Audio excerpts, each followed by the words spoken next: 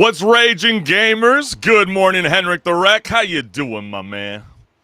As always, I am doing great. How about yourself, Chris? Hey, I'm doing excellent, my man. It's just been a beautiful day here in Southern California, and I'm just ready to rock and roll. There are so many exciting industry news, gaming talk, and so much more to discuss here on Rage Quit Video Game Talk Show. But I'm not going to spoil it right at the top of the show because we got to warm into things a bit, right?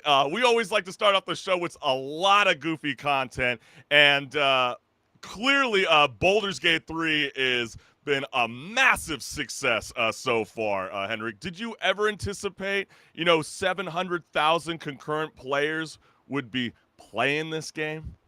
I definitely didn't, and the developers didn't either. You could definitely tell that considering they said, "Oh yeah, at the most we'll get like 100,000, I know. maybe," and they got Is that seven wild? times that. It's crazy.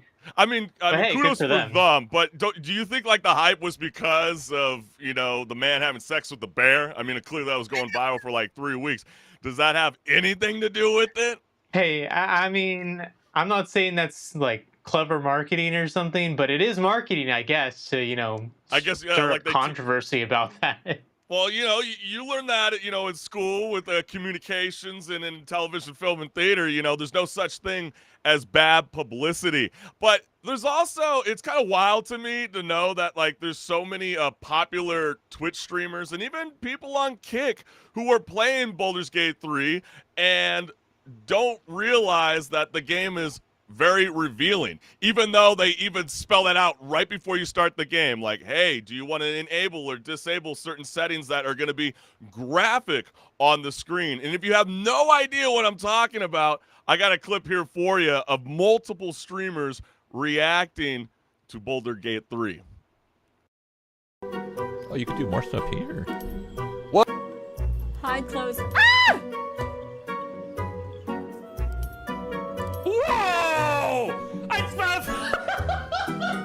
I thought there was supposed to be some undies, dude. Wait, what just happens if I... Ah! It zoomed out. Penis C. Penis D. E. I've got penis options. Vulvas. I like how everyone's like, no, and then Soda Poppin's just like, there's multiple choices I have here.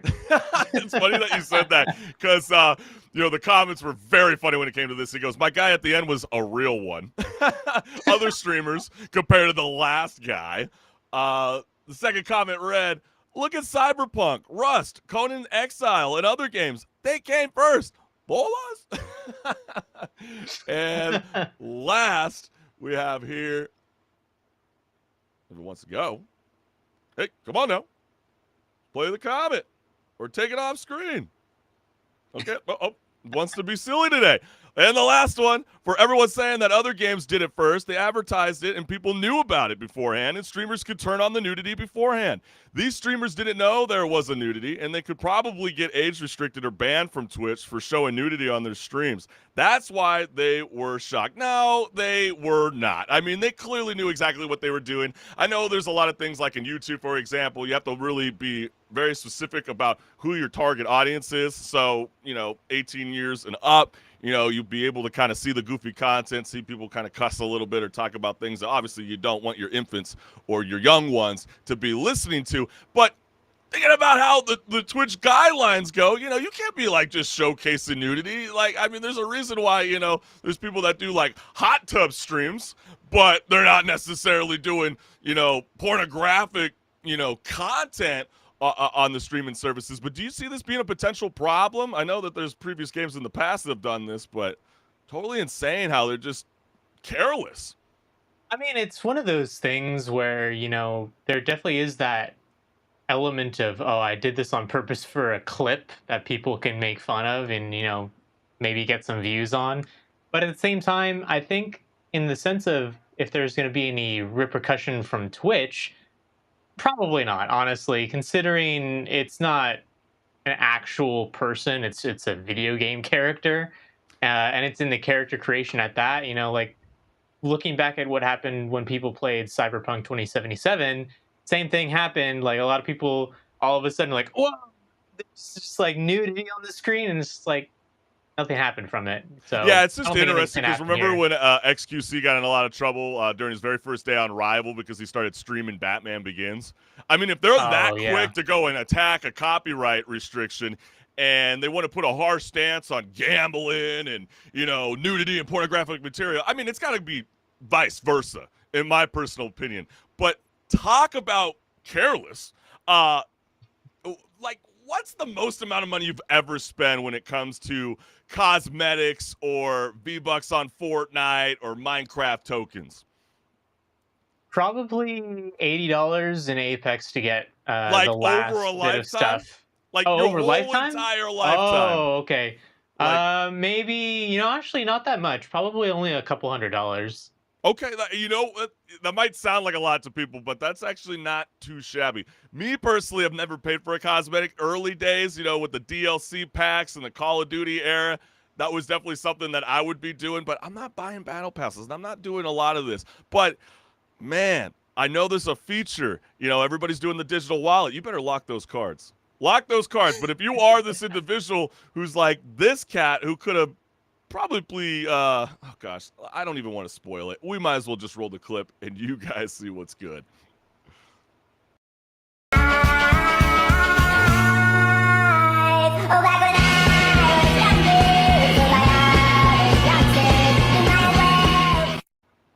Yo, what? Is that a problem? Kind of, yeah. I mean, it reminds me of my friend who has like every little skin in League of Legends, probably thousands of dollars worth of skins. It's like the same thing. It's just totally insane, dude. And let's read the comments because people definitely wanted to showcase how they felt. Fortnite kids like to be poor. One of my homies counted and bro spent over $2,000 on 2K since 2020. What? I didn't even know you can even spend that much money in 2K. Also, we have another comment here, and he goes, I wish I never spent as much of my parents' money on V-Bucks. Damn, son. And he goes, how much did he spend? And last, I, as a kid, spent about $600 of my, not mom's, money on Fortnite when older, about $400 on Warzone. And yeah, it was a mistake, but it is part of the past, and I enjoyed it as F. So I don't get people saying it was life's biggest mistake. Obviously, you haven't done any big mistakes. Kind of boring life. What? Like, what kind of justification is that? Like, literally, Yeah. with the amount of money that guy showcased, I felt like you could have like bought a home. Like, that's just insane. I mean, okay, if the only game you're ever playing is like Fortnite or something, or one of these games, like the investment, I guess, does even out compared to a person who's not spending that much money on these games and instead buying a ton of other games. And I guess it's about the same, maybe, but even I don't think I'd be able to justify $2,000 in any game on cosmetics. Yeah, I don't think it justifies it at all. I mean, a lot of the times, you know, maybe in 2K you can get your attributes and your experience points up so you can ball out on the, you know, on the street courts inside the virtual game. But when it comes to something like a skin from Fortnite or League of Legends, like you referenced, it's, in my personal opinion, cringy AF. But this was very cool. People get really creative when it comes to playing video games, and not everybody has the luxury to be paying $80 for a controller, so people like to get creative. They want to get really popular online, and what's one way to really kind of showcase your talents beyond working your thumbs on a joystick or controller, or even smacking your keys on the keypad? Well, people are still playing Elden Ring. They're doing a lot of goofy content over the years, and let me tell you, this stuff is amazing what people are doing.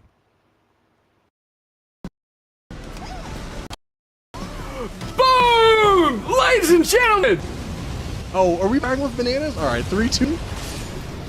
Mission complete.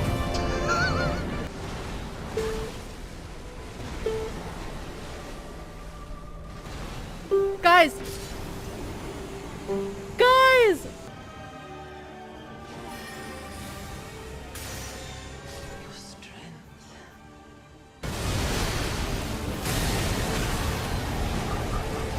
Eat for me.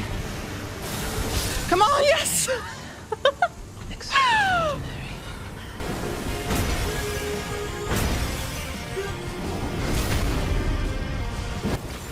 go! One more long range attack and we got this.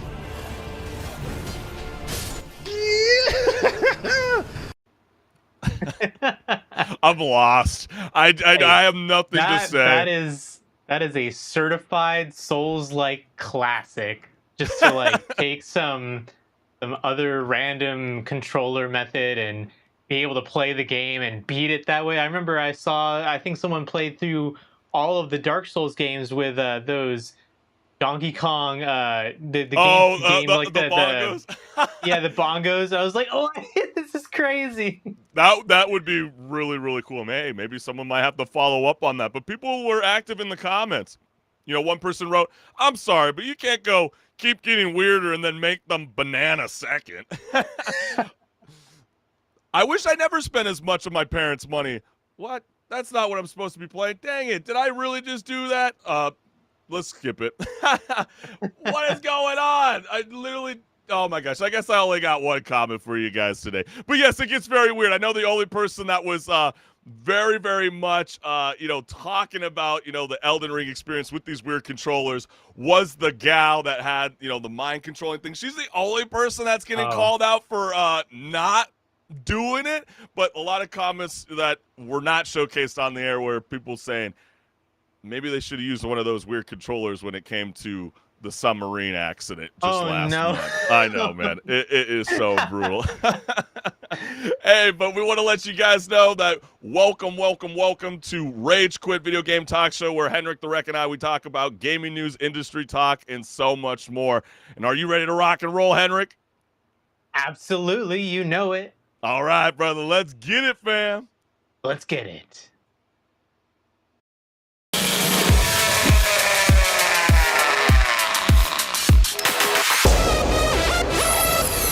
Hey everyone, this is Pause or Repeat. Here we figure out whether a game is really worth your time and money. Today's game is Pikmin 4. Pikmin 4 is a return to the series that first started back in 2001 on the GameCube. It's likely that if you've been around Nintendo games enough, you've at least seen the little plant creatures that are the Pikmin. Though despite this notoriety, the series has seen less success than some of Nintendo's other series. So that being said, let's get into what Pikmin 4 has to offer by first going over the gameplay. The gameplay of Pikmin 4 falls into the genre of action-adventure, while also being a real-time strategy game. Despite the strategy element, don't expect it to be like StarCraft. The strategy comes in the form of commanding your little army Pikmin followers, and using them to overcome the enemies in the game. Each Pikmin have different special abilities, 9 in total, ranging from the classic Fire-type Pikmin to the new Ice-type Pikmin. Using your army of Pikmin, you'll be exploring the planet and also delving into some dungeons, defeating a wide range of enemies along the way. But why are we exploring in the first place? Let's go over that by looking at the story of Pikmin 4. Unlike previous entries in the series, Pikmin 4's protagonist is a character that the player gets to create themselves. This is because you are a part of the Rescue Corps, and you have come to this planet in search of the previous game's protagonist, Olimar, after a distress signal was sent. However, you find yourself having to first save other members of the Rescue Corps who have crash-landed on the planet. And what planet is this? It is a planet called PNF 404, a planet wholly similar to Earth, minus the presence of humans. It is theorized that the planet is Earth far in the future, after some apocalyptic event that wiped out humans from existence, but nothing is actually confirmed in the storyline of the games. To summarize on Pikmin 4, the game is a wholesome experience with a mostly cheerful atmosphere. It is the series at its best so far, and has been receiving attention from fans old and new alike.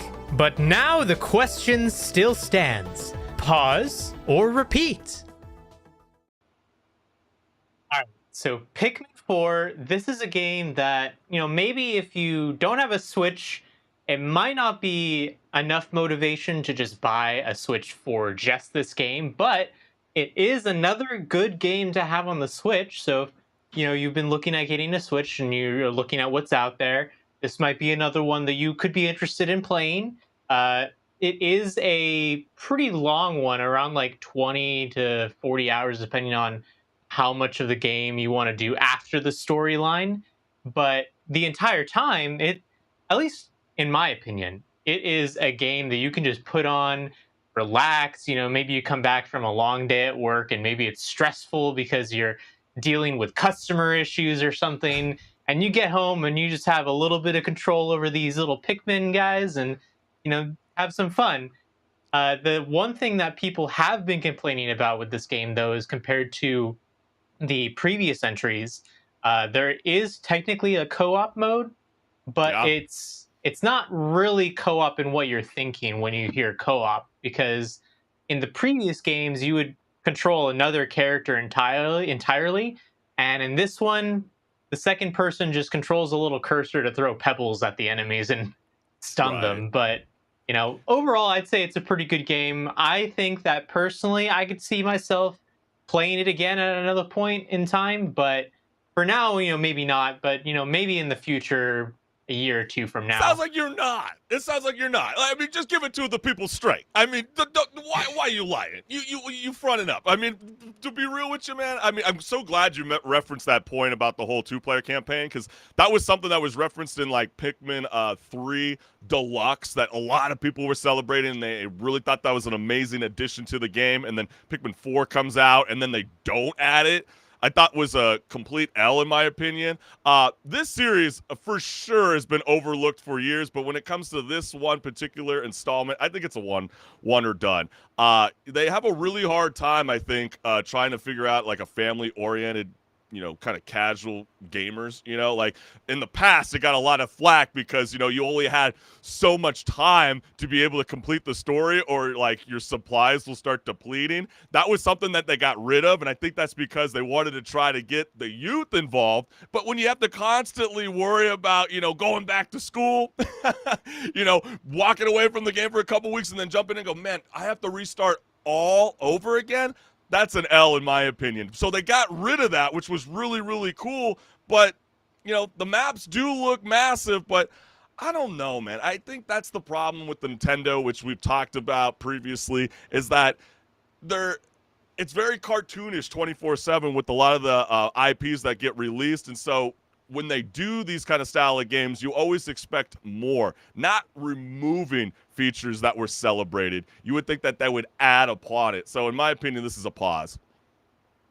I mean, I get that, and it is definitely a trend with the Nintendo games. I think there's a certain level of polish compared to other games that come out, considering the game like this, it came out, there wasn't any issues, considering True. It's 2023 and there's games that come out that are just completely unplayable at day one. Like, they at least do a good job with that.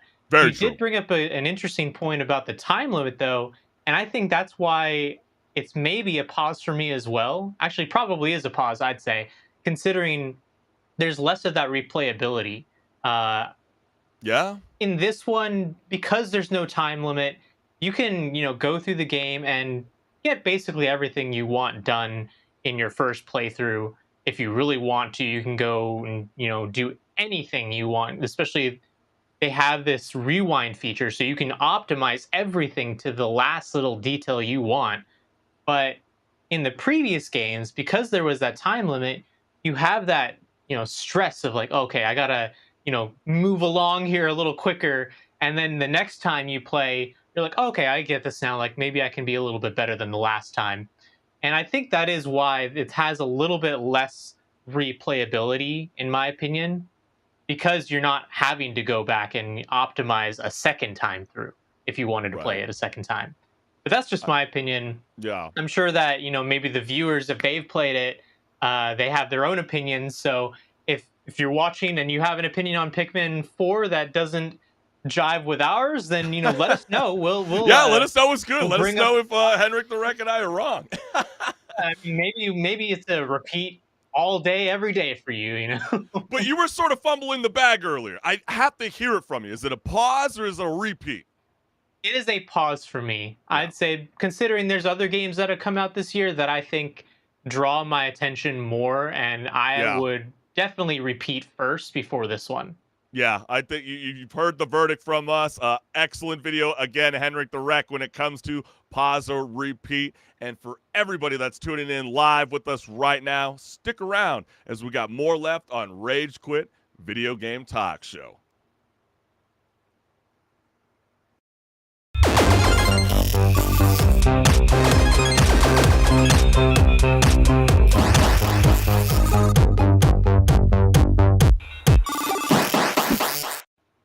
What's good, gamers? Welcome to Patch Notes, where my co-host HenricK and I discuss gaming news, industry talk, and so much more. Let's get it!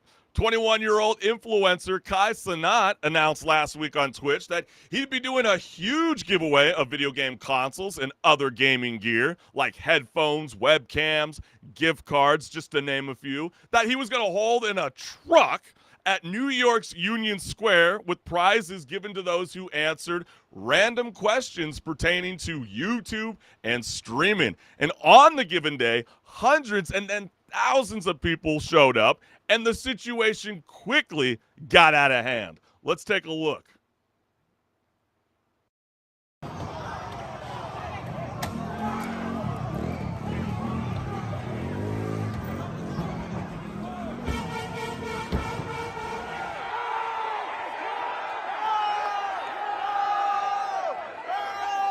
If you leave voluntarily, no charges will be placed against you. If you refuse to leave, you will be arrested for unlawful assembly. Police Department. This assembly is unlawful.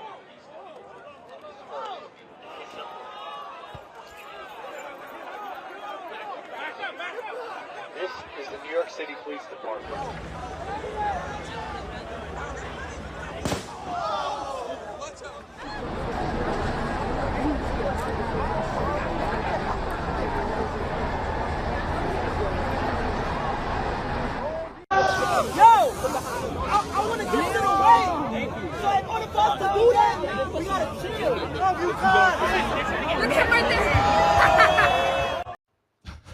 I mean, absolutely insane. And there's even more graphic material that we couldn't showcase live on air because it's too much for our audience. And the NYPD said that Cenat had been charged with inciting a riot and unlawful assembly, among other charges. And so we might as well just play the comments and get it rolling. One person here said, "How they taking Cenat to jail?"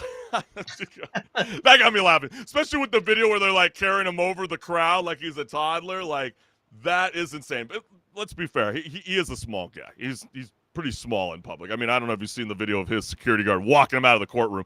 He is a small guy. There was another video going, footage of Kai streaming from jail. Oh, God. That is funny. Is this like going to be the a spin-off series of Orange is the New Black? We also got Kai not in this video, nor is he on anyone's car. These badass kids was looking for any excuses to be reckless, blame their parents. I know how to go somewhere and no destroy shit no matter the age. Another person wrote, feel like Kai had good intentions, just poor execution. He effed this time for sure. He'll probably be good. He definitely should have done this at an arena. I don't know what he was thinking. Also, you parents need to teach y'all's children how to have manners, respect, and home training. This is embarrassing. Home training? Like what? Okay. And then also, how heroic of him to save one child amongst the chaos he caused. And so, HenricK, what do you make of all of this? It's a complicated issue. I think that there's fault on both sides, you know, him being at fault and then also the crowd being at fault.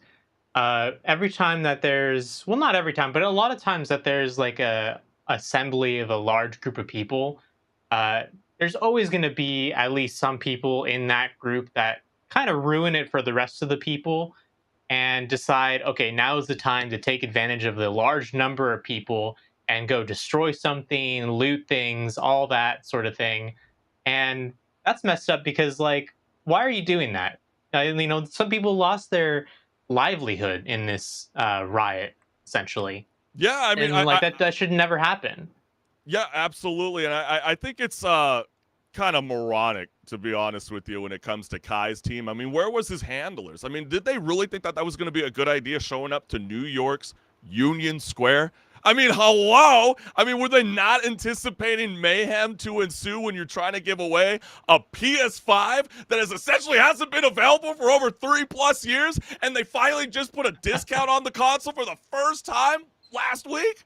I mean, are you kidding me? You really gotta think think that about was it gonna too. You know, yes, the console is now available. You know, like you can go to a Best Buy or wherever, and they probably have at least a few for you to buy. But a lot of his viewers probably can't afford it because they're younger. You know, they're like 18 and below or around that age, so they might not even have a job. They might barely have an allowance to go out and hang out with their friends.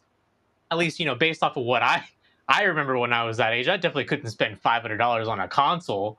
Yeah. So I think, you know, you got to think about that too. You know, a lot of the kids that are out there can't afford it, so they're really excited at the chance of not only meeting someone that they really enjoy watching, but also the chance of, you know, actually getting a console.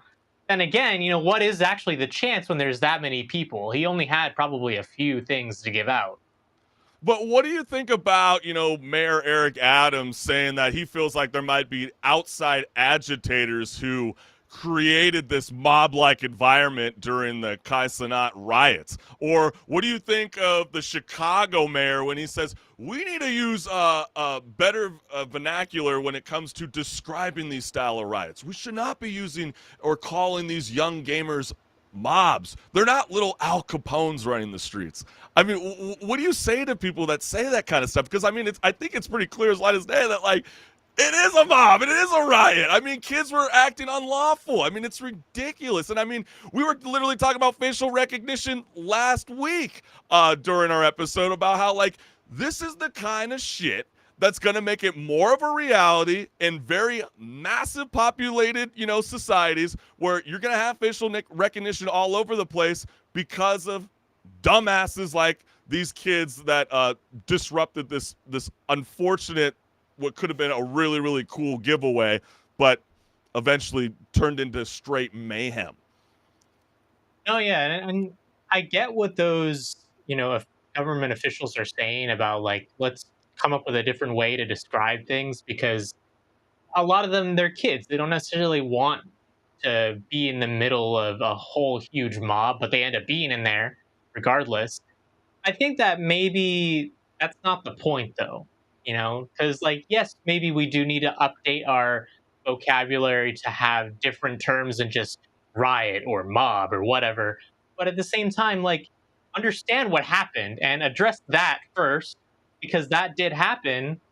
Don't, you know, shield yourself with, oh, we gotta, you know, change the way that things are handled. We gotta change the way that we talk about these things. No, like, people's property got destroyed.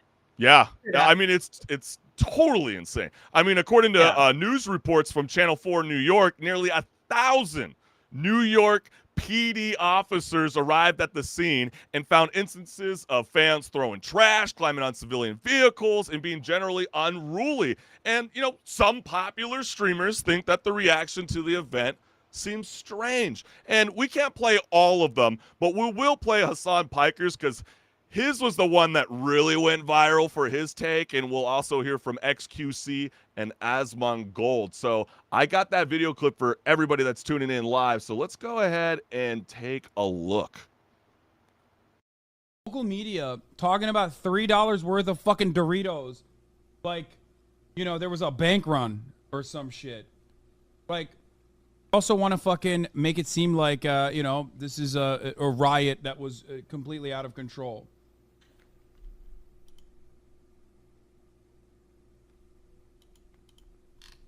Wait, some buildings were raided, cars destroyed, people are throwing fucking fireworks. Look at the images being shown on screen. There's dog shit everywhere on the ground. Look at this shit. Like, how is this not out of control or a riot? It's both. Look at this shit. A riot that was completely like, what the fuck am I even looking at? Like, if you want to talk about, like, this is it's a complex issue, right? So it's easy to go and just be like, oh yeah, Kai is in the wrong. But it's not that simple. Like, and like, that's what happens is, like, anytime that you try to offer any sort of like nuanced conversation about something like this, you get these people that have already made up their mind that get mad because now they have to think a second time and they don't want to go back on what they already thought. I don't really think it's a complex issue. I think it's a very simplified answer. It's the power of social media is real.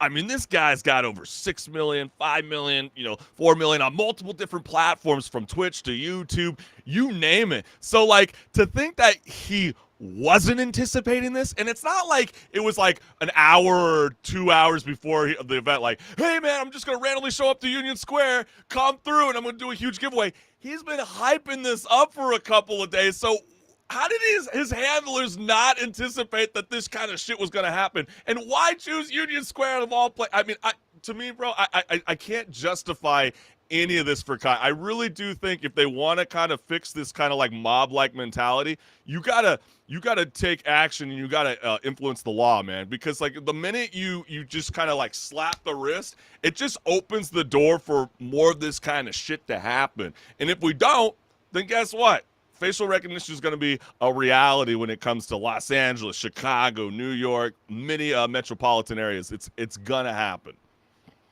No, I agree. I think that there's elements of it that aren't really that complicated, like the fact of, like, are you really going to say that he and the people he is working with, his managers, his handlers, any of them, didn't think this was going to be a bad idea? Like, any large following is going to come and do this to you, even if you're, I think when we were talking about this earlier in pre-production, you mentioned Taylor Swift. This would be the same thing as her saying at her concert, hey guys, I'm gonna go on Sunset Boulevard and we'll trade some stuff. Like, everyone's gonna trade show the up bracelets and mess things up. Oh, that would be insane.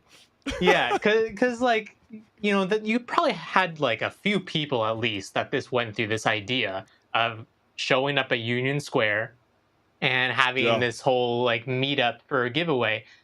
For that sort of thing, for a large group of people, you really have to go through the right avenues when you get to a certain size of following, because otherwise things like this happen. You have to go through and get permits from the state and government officials, and you have to get, they have to basically get people like to come in and not police necessarily, but monitor the situation and make sure that things don't go out of control like they did. I mean, how fair is that for the Which then leads to more police. If things get out of control, then more police would have to show up like they did now.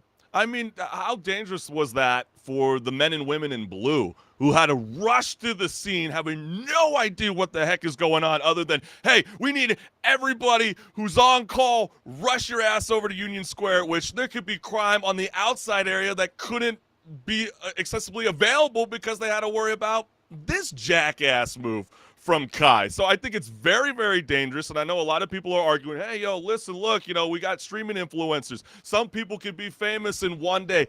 I don't think that's necessarily the case. Kai's been building a following for a couple of years now. He's a massive dude. Just because you go on the local or mainstream media and you listen to these old, Cracker Jacks that are just, basically old-timer baby boomers that are just, kind of flaking in the sun, and they might not know what Twitch is or they might not know what Rival is. But you have to understand the power of social media is so real. And if they really want to kind of put a stop to this kind of stuff, they have to enforce the law on Kai. But unfortunately, I think he's going to get a slap on the wrist. He's not going to get jail time, but he's probably going to get his fine like slashed in half, because let's be real, he's probably got the most amazing legal team in the game, and so they're going to be protecting his ass. You don't go walking out of the courtroom after like 12 hours and not saying any comments to anybody, because he knows that he got a slap on the wrist with this one. So I think I've said about as much as I could say on this issue, but is there anything that you want to add?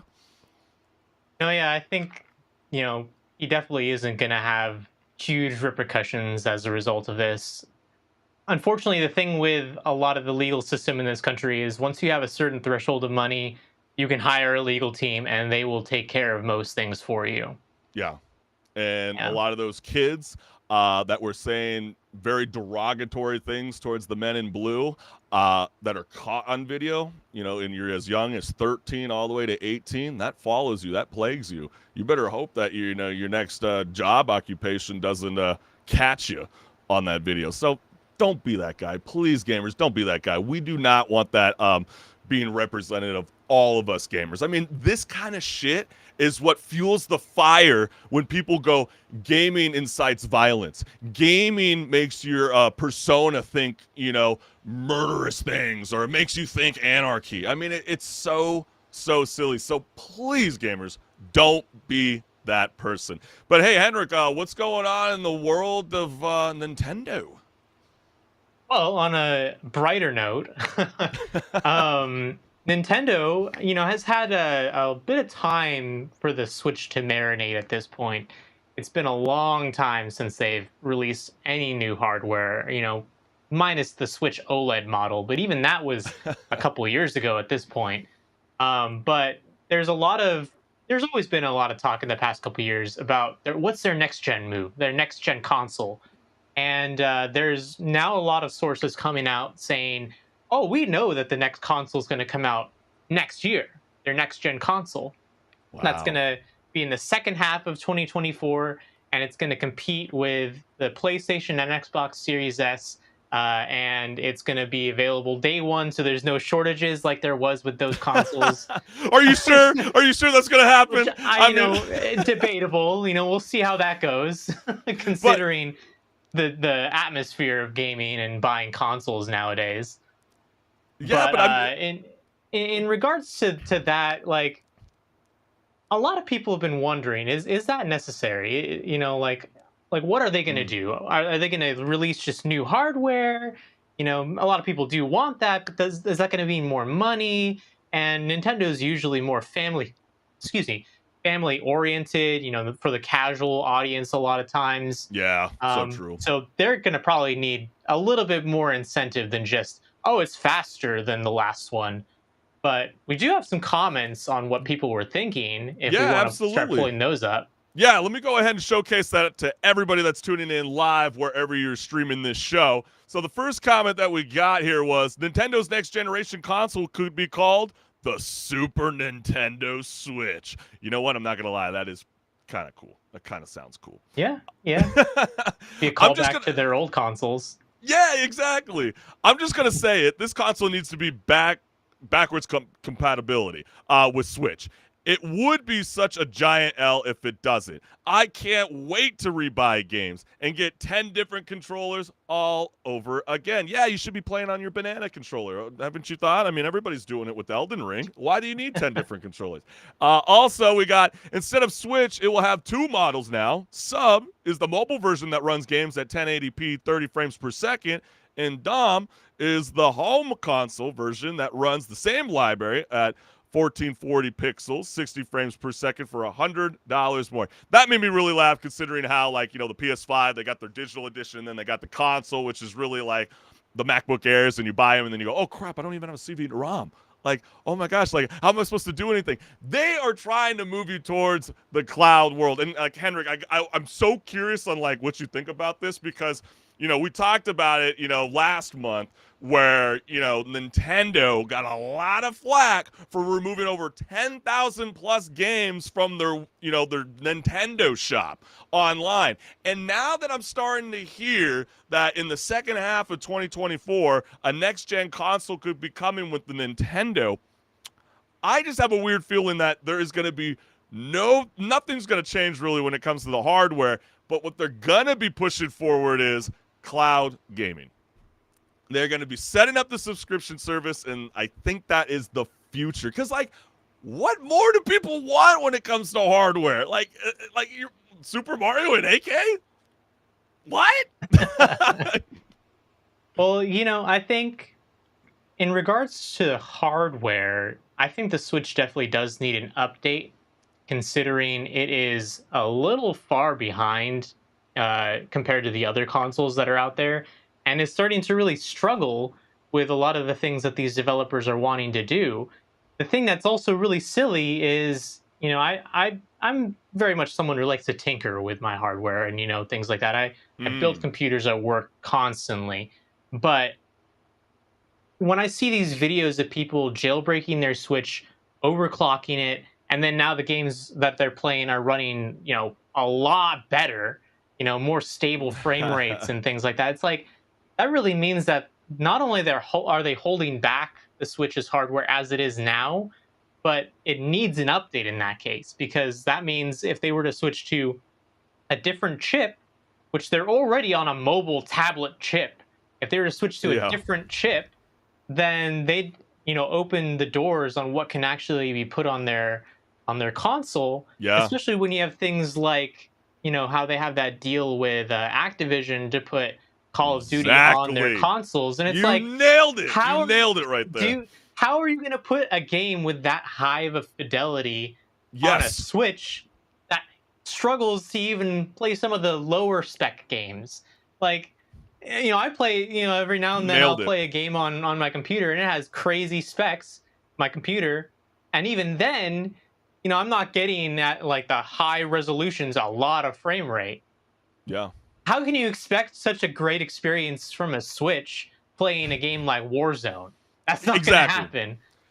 Yeah, you're making excellent points. You don't have a 10-year agreement with Activision Blizzard collaborating with Nintendo for the first time in a long time. Way overdue. This has been way overdue. I'm very excited for Nintendo to finally get this deal done for a lot of Nintendo gamers. But I think you nailed it. They are anticipating for the future, and I think they realize that, like, maybe we didn't really want to get the next gen going until the second half of 2024, but because we got a lot of these awesome moves happening in the now, we really got to start ramping up production. But, you know, I think sometimes, you know, when you think about like the next Nintendo console, it's like, what more can you currently offer than they don't get now? I mean, you know, it seems like we have our expectations way too high. And I'm going to bring kind of like a cinematic approach into this gaming conversation because in the last 2 weeks, you know, The Witcher on Netflix, and let's even say Marvel's Secret Invasion has got a lot of flack.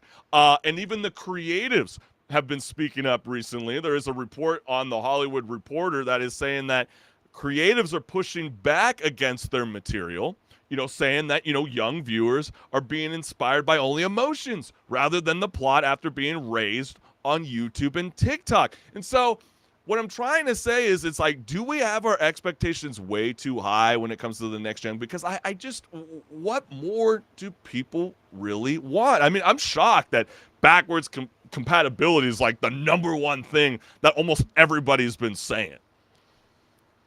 Well, I kind of see what you're saying, because when you get to a certain threshold, at least with the current technology, if you get to a certain threshold, you're going to have to charge a lot more for certain hardware. And so if the Switch is all of a sudden going to be, like, for example, supporting 4K on what's probably going to be a mobile device still, Yeah. that means that it's going to be very expensive. And when your audience is a lot of families and, you know, more casual gamers, you're kind of alienating them from even buying your hardware at that point, because you're looking at something that's then going to probably be at least $800 for a 4K mobile capable device.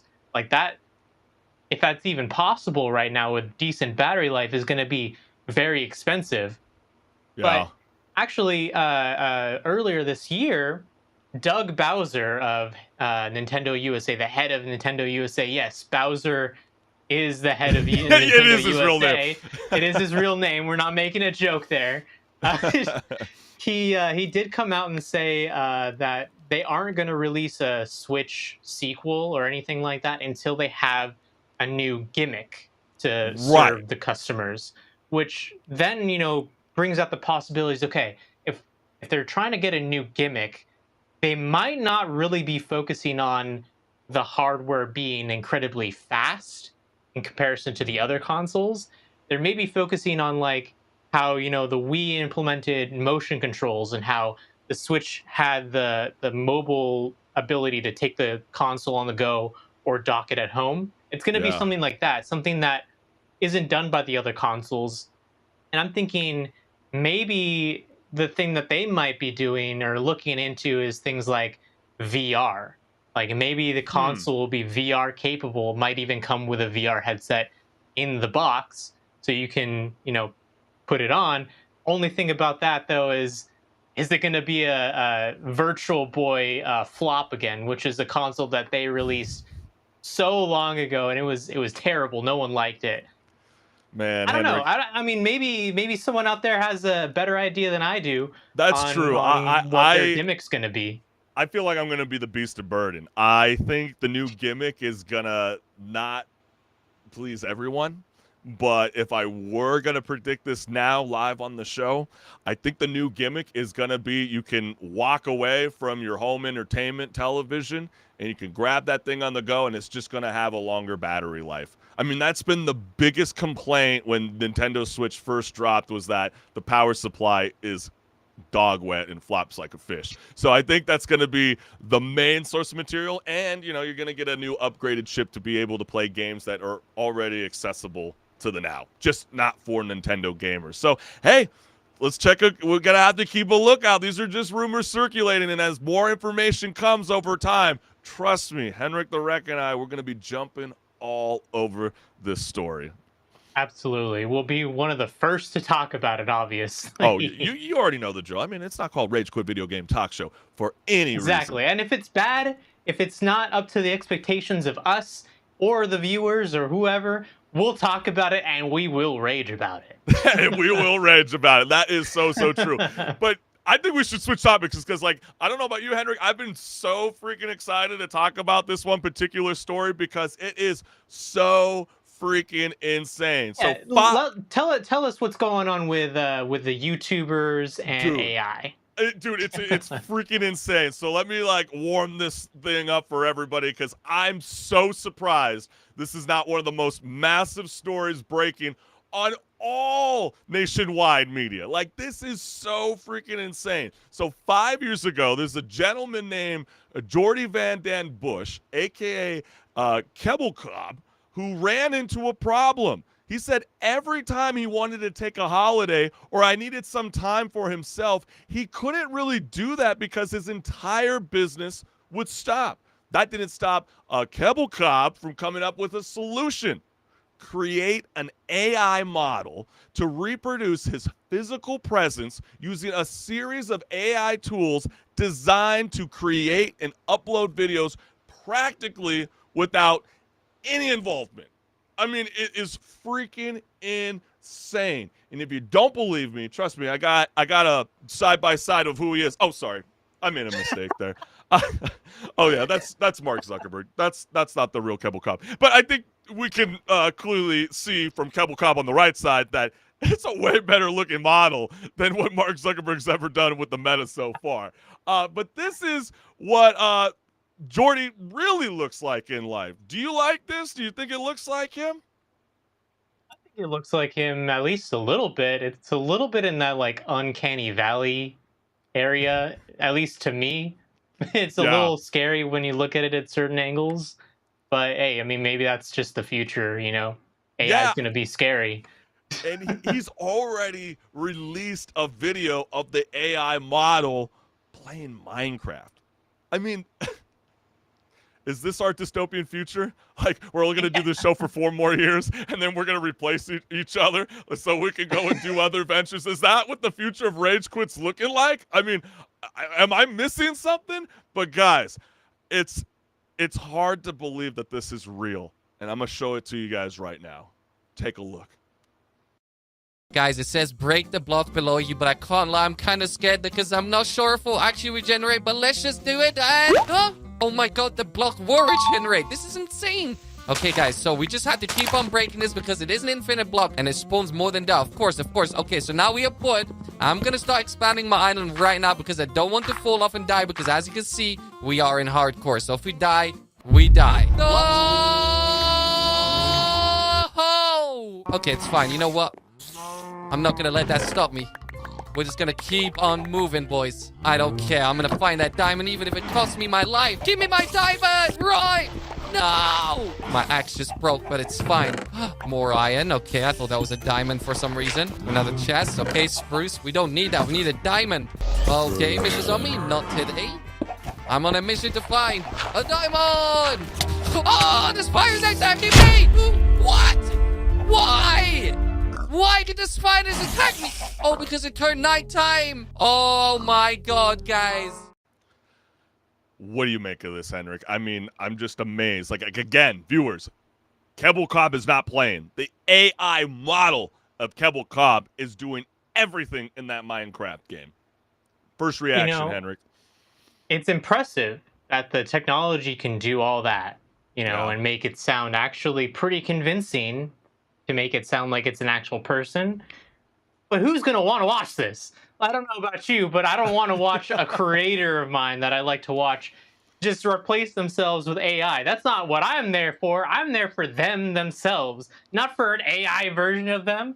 And I looked at the video when we were doing pre-production, and I know YouTube got rid of the dislike counter, but I have the extension to it already. to put that to put the dislikes back. That dislike counter, ooh. Man, look at that. It says 1.5K to what, 13,000? Dislikes. I mean, that's insane. And Kebble Cobb said the stats don't show a mass amount of unsubscribers on the video, making me believe the dislikes come from an external non-Kebble Cobb fan source. What do you say to that, HenricK? I mean, it's possible, but maybe it's also possible they just don't like the video. Have you thought about that? That's true. I mean, he has over 5 million plus subscribers. Maybe his own fan base is flocking back. The video did garnish some attention. He did say he broke over 100,000 views, and it's still going to this day. But, he had to respond to a lot of this. Kebble Cobb's AI's first video is going live, which we just showed you. It's a lot longer if you want to go ahead and check it out. But here are some fun facts he wanted to let you guys know about. This is not my voice. We used AI to clone my voice. And this has been a huge controversy. One of my good friends, Erica Harlacker, she's a part of 7 Deadly Sins. You might know her in Sailor Moon. You might know her in Persona 5 series. She is very fearful of this AI cloning your voice without your consent. Clearly, Kebble Cobb allowed it to happen, but this could be a potential problem. The model is not me, obviously. Oh, I didn't know that. Well, really. The personality is modeled after my on-camera personality, so they fed the system multiple videos, and that's what they came up with, and I didn't lift a finger for these videos to be made. We also got here, if I learn that the people I'm subbed to have been replaced by AI, they're losing my sub. Well, if you can't figure out that that's an AI on screen, I don't know what to tell you. But one lost sub might not be a lot, but I'm leaving, probably not the only one who's leaving. So it sounds like people are agreeing with HenricK the Wreck. Also, we have this Kebble Cobb AI thing is very interesting. On one hand, YouTube is known for its creators having personal, unique content, and on the other hand, AI is inevitable. K-Web is getting a jump start, excited for Video Summit to hear more. And so Kebble Cobb has promised his viewers that he will be showing up to the Vid Summit to do a real live experience, and audience members get the shout out what the AI model will be discussing or potentially playing during that. So I don't know about you, HenricK. I'm definitely going to be keeping a lookout for that because I want to know more about this. And Kebble Cobb AI will soon be in 5 other languages, which I got to say, I think that's the one cool benefit about the AI model. I know Mr. Beast has celebrated his team for hiring voiceover actors, to speak in different languages. I know, Spider-Man Into the Spider-Verse, the Spanish speaking voiceover actor. I'm blanking out on his name right now, but he is Mr. Beast, Spanish speaking content creator. So I think that is the cool benefits to know that, like, people don't realize, like, America's like, massive, clearly, but it's not the most dominant language in the entire world. And there's other places you would like to venture off and get your content seen from a global stance. And I think that's a beautiful tool, but do you like it? Are you still convinced, HenricK? I mean, it's going to be interesting to see what he decides to do. And You know, if anything, this is something for him to get a lot of publicity.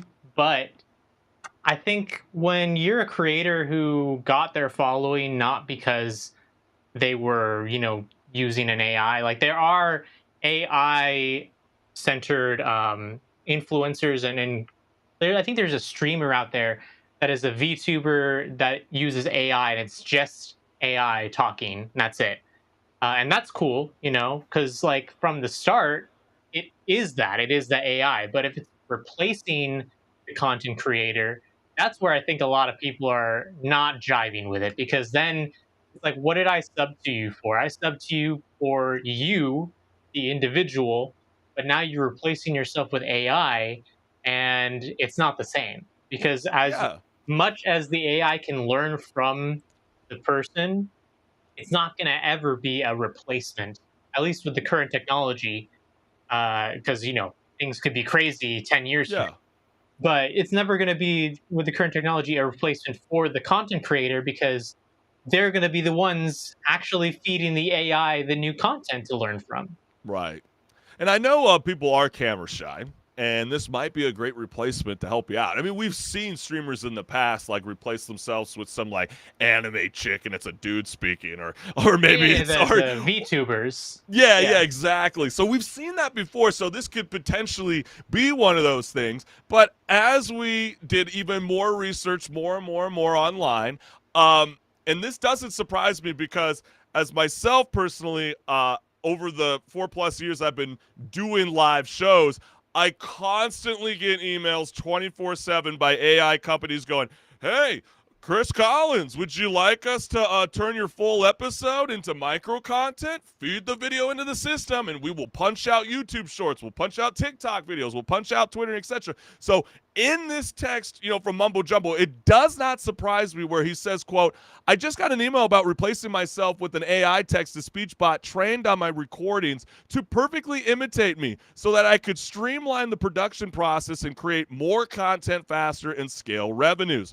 The creator landscape is about to get weird, keeping your eyes peeled for content creators dabbling in this, and reject it. The beauty of YouTube is in the personality, the humanity, and the individual creativity of each creator. Boiling it down to a text-to-speech algorithm strips all of that. It's lazy, soulless, and depressing. And as the audience, you have the power to prevent it by not engaging." But I do have to laugh because Kebble Cobb did want to respond to people like this and be like, "Hey, man, listen, I got ChatGPT to write it out for me." He couldn't even think of his own set. There's a time and place where, yes, let the AI model roll, but we want to hear from you. Okay, like stop allowing this kind of shit to happen. And you know, lastly, we got here, which is at the Video Summit this year, I will give a live demo of a fully AI generated viral video live on stage. So again, keep a lookout for that. But I'm starting to feel a bit old school, HenricK. I mean, is this really our dystopian future with the next generation being raised on AI influencers? I mean, it's possible, considering I think that a lot of the viewership from any YouTube video does come from younger audiences a lot of the time, not only because they have the time to actually sit down and watch a ton of videos, but also because YouTube has always been like the youthful audience like magnet, you know, like people when they're growing up, this current generation that's growing up like grew up on YouTube already, because where are you going to go to watch things? Well, YouTube, of course. Like, it's not only free, but you know, you don't have to have a sign in to anything if you want to watch even a majority of the content that's on the site. So I think that it definitely could be possible that 10 years from now, that another generation is going to grow up and they're going to have watched a ton of just AI content creators. Yeah, and they're not which is gonna crazy care. to me. I mean, I know. it just sounds. But you know, it's possible. No, yeah, it's definitely wild, but I don't think it's too far-fetched, in my opinion. I mean, if we're like seeing videos in the last couple of months, you know, of examples of how people are able to do, text out into the prompt, you know, hey, develop me an episode of South Park. Like, I don't know if you've seen those videos that were going viral like last month, HenricK. I wish I had it live on air, but it's crazy. I mean, they didn't have, you know, the licensing agreement to make these episodes, but they were proving the example that they developed over like 10 or 15 episodes of South Park by just prompting in a simple synopsis, and they were able to generate these things within a couple hours.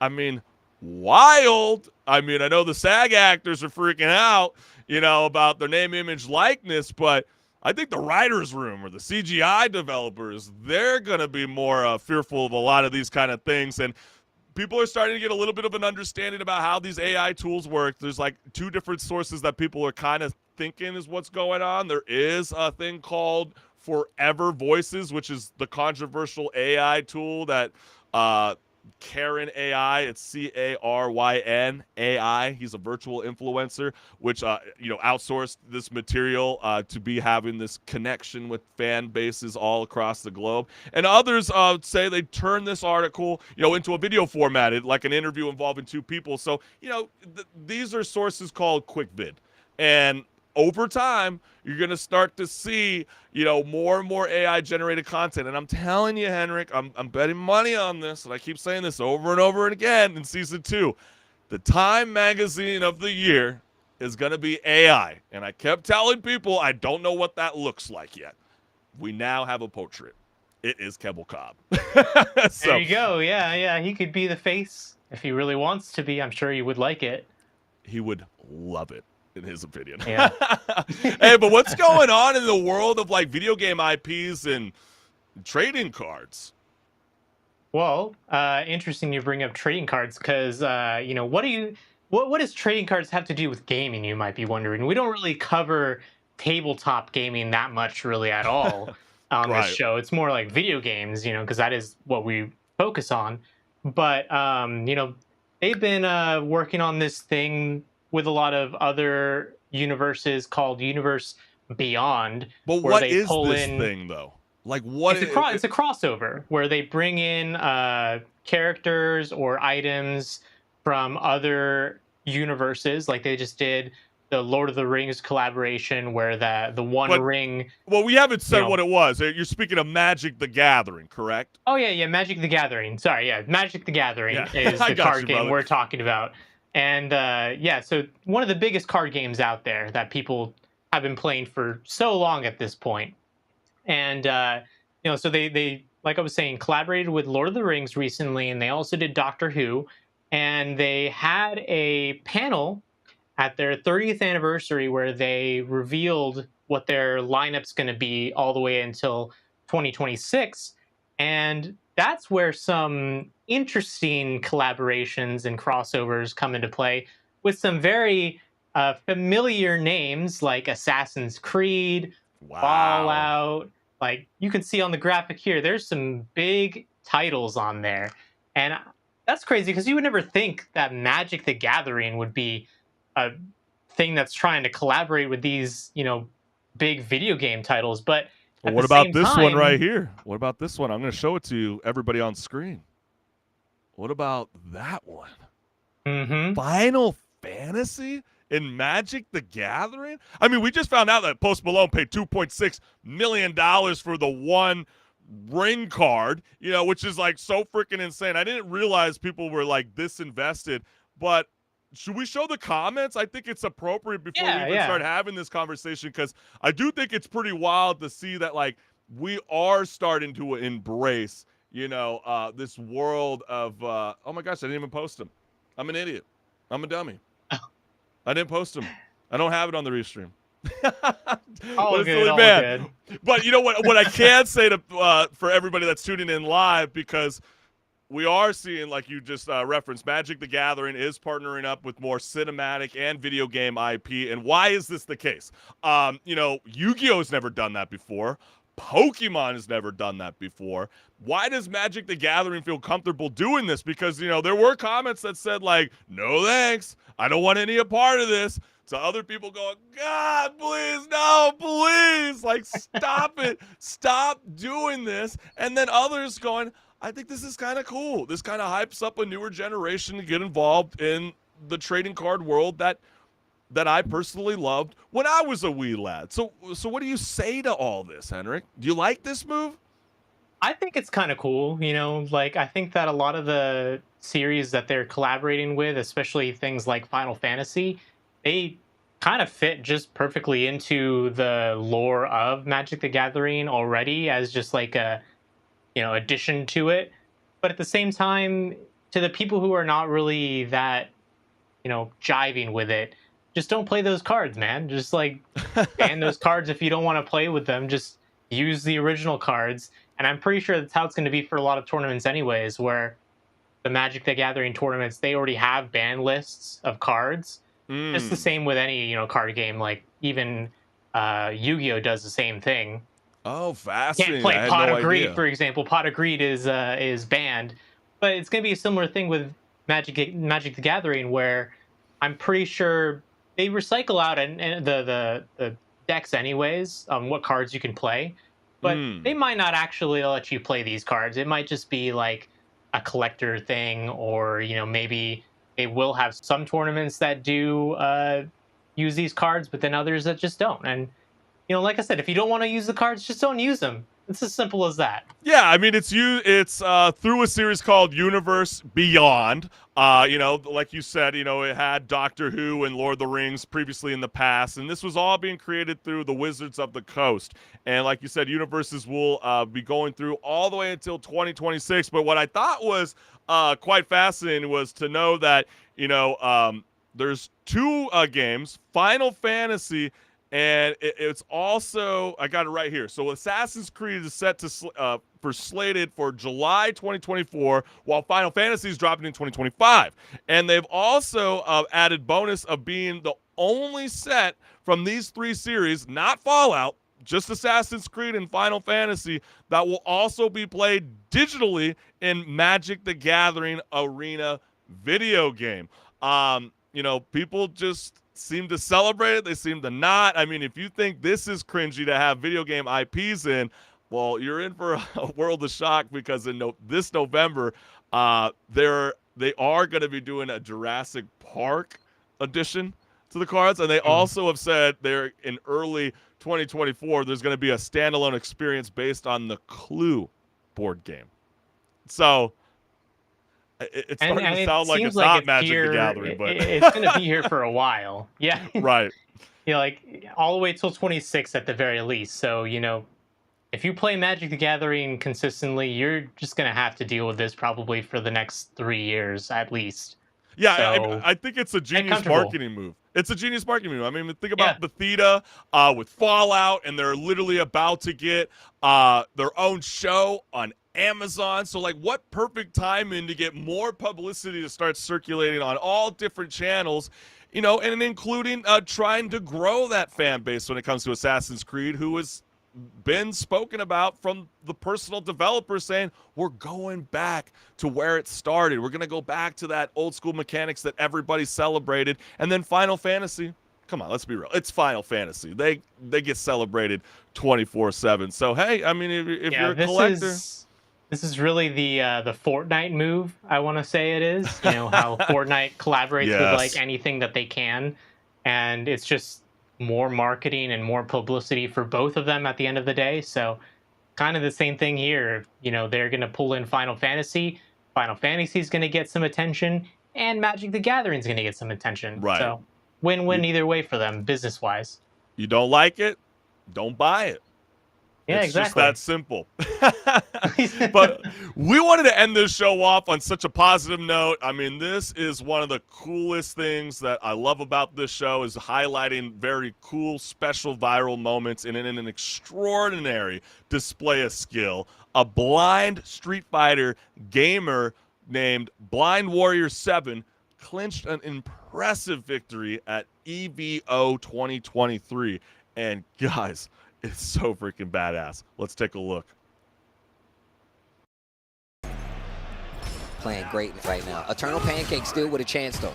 Yeah, and Pancake has been struggling so far to try and deal with full screen headbutt, but also the jumps, I think, have been such a big problem. You see, I think he's like a little bit more cautious about jump now, and then that's where the headbutt comes in. Small pokes. Definitely starting to add up. Rising uppercut this time around. Oh, nah, that's gonna hurt. Sven gets the combo and the corner carry as well. Goes low. Oh my god, that could have been a confirmed 2 in a level 3. Very scary spot. Headbutt again. Needs to be careful with those. Ooh, and the DI. No answer. Sven getting close to having CA now, though, which is really scary if any of these hits hit. Jumps up there with him, gets the hit. Wait a minute, you spinning that? We'll see level 3. Huge damage on this because of critical art. That's gonna hurt. It's going to make it a 1-in match now. Walk the line of fire. And it's close to burnout. Oh, it is burnout too, so Chip's a big problem, and he gets the headbutt on the jump back. Sven cleaning the setup over Pancake 2-1. Yo! We need to get EVO 2023, or at least the next edition, in an arena. I mean, they look like they're in a bingo hall. That place was completely packed, and that was so freaking badass. Everybody should have a great viewing of that experience, because that performance was electrifying. Because I don't know about you, but like, when I see cats like this, it just makes me feel like I'm like the worst gamer ever, because that dude was so freaking incredible. And comments, man. And not to mention, to highlight that he is blind, so he can't see the screen. He's just using the audio cues to know what's going on. It's crazy. Amazing. And so a blind player is better than me too? Great. Just great. It's probably fake. No, chaotic creativity gaming. It's not that fake. is like the weakest namer handle that I've ever seen too. You're lame and you're a douche. Also, champions find ways to play the games they love regardless. Inspirational. And I don't know if I've ever seen anything like this. And last, Blind Warrior 7 is real life Kenshi. What an amazing compliment. That is so freaking true. And I think it's important to highlight that after losing his sight at the age of 6 due to cancer, Seven found a new passion in fighting games, particularly Street Fighter 2. And so Seven quickly discovered that he could use the sound to determine his opponent's position and moves in the game. And Street Fighter 6 has been updating their accessibility settings over the years, and they've been very much celebrated in the most recent installment of the series, allowing, audio cues, which can help, signal different attacks and dodges. And what I mean by that is the audio cue speeds up or down based on the player's proximity to the opponent and helps with the distance management. So freaking cool. Who would have ever thought of this?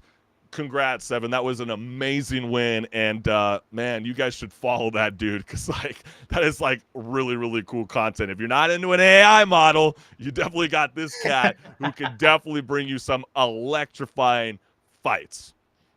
Oh, no, definitely. And it is actually inspirational. Like, I look at how bad I play the game, and I'm like, man, he's much better than me.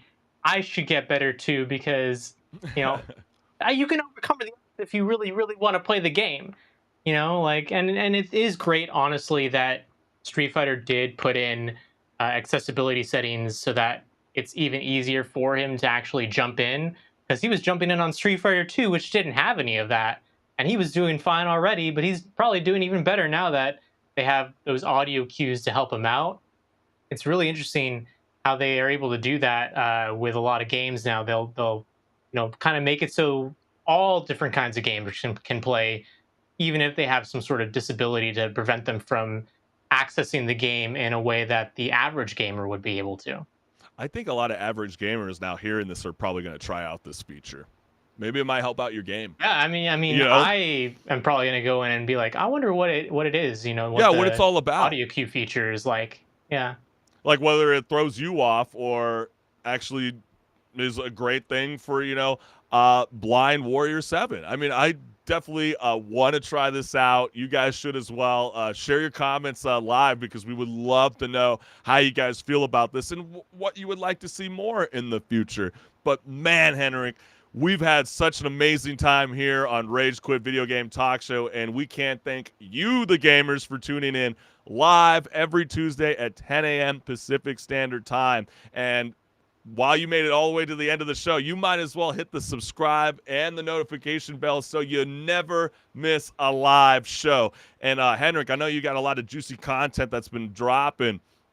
Let the viewers know where they can follow you on social media. So I post on YouTube, TikTok, Twitch, or sorry, not Twitch. I'm streaming on Twitch right now, Twitter, and Instagram as well. And I'm pushing out content on there that it will be things like, hey, here's a quick game recommendation. Want to try it out? Here's what it's like. Go try it out. And just as a final note on us being live here, we are live. We see the comments. And, we won't be replaced by AI anytime soon. Don't worry about it. Right. It's so true, man. We can't thank you guys enough. Thank you for joining in live all the time. Go ahead and check out the ChrisCollinsShow.com for even more content, even beyond gaming. You might find something that you might like there as well. And we will see you guys next week, fam. Peace.